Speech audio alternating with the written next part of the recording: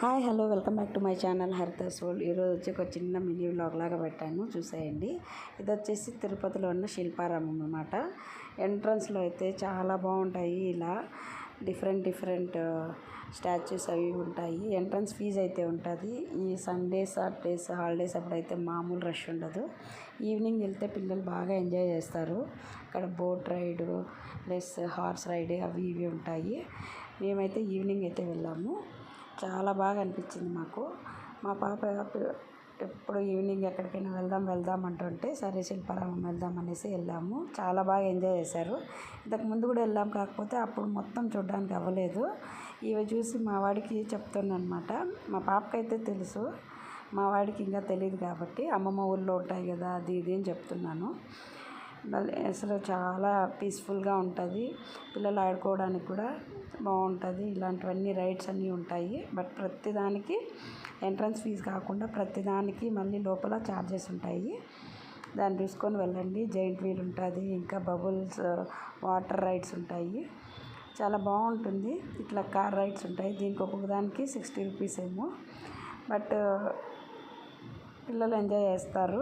నేను మా పాపతో పాటు కూర్చోబెట్టినాను. మా పాప అయితే ఫస్ట్లో భయపడింది. మా వాడైతే అస్సలు ఏం భయపడలేదు. ఈ పిల్లకి కొంచెం భయం అనిపించింది స్టార్టింగ్లో.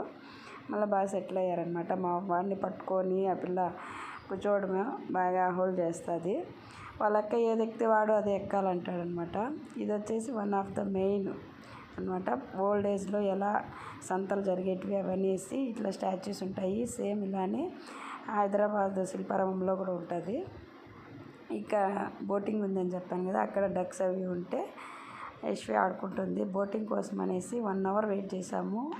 అక్కడ ఒకే ఒక బోట్ ఉంది. సో ఆల్రెడీ ముందు ఉన్న వాళ్ళే చాలామంది ఉన్నారనేసి ఇంకా సరే మాకు చీకటి అయిపోతుంది అనేసి వచ్చేస్తుంటే అక్కడ హార్స్ రైడ్ ఉంటే ఇంకా అది ఎక్కించామన్నమాట. అది బోట్ ఎక్కలేదు నువ్వు అని ఏడుస్తుంటే ఇంకా ఇలా ఒక 2 రౌండ్లు అలా తిప్పుతారు. ఒక జస్ట్ వాక్ చేస్తారంతే కూర్చోబెట్టి, చిన్నపిల్లలకు మాత్రమే. 50 రూపీస్ ఒక రైడ్కి. ఇంకా 2 రైడ్స్ అలా వెళ్ళొచ్చిందనమాట. వాళ్ళ తమ్ముడు కూడా ఎక్కాలనేసి, కానీ ఈ పిల్ల పట్టుకొని కూర్చోలేదనేసి జస్ట్ కూర్చోబెట్టి ఒక ఫోటో తీసి దింపేసామన్నమాట. మా యశ్వి ఏదో నిజంగా హార్స్ రైడ్ చేసినట్టు కూర్చుండిందనమాట. చాలా బాగా ఎంజాయ్ చేసింది. ఇవి తిరగలి, రోకలి అలాంటివి ఓల్డ్ ఏజ్లో ఎలా చేసేవాళ్ళు, ఓల్డ్ ఏజ్లో ఎలా ఉండేటివి అవన్నీ చెప్తుండే అనమాట.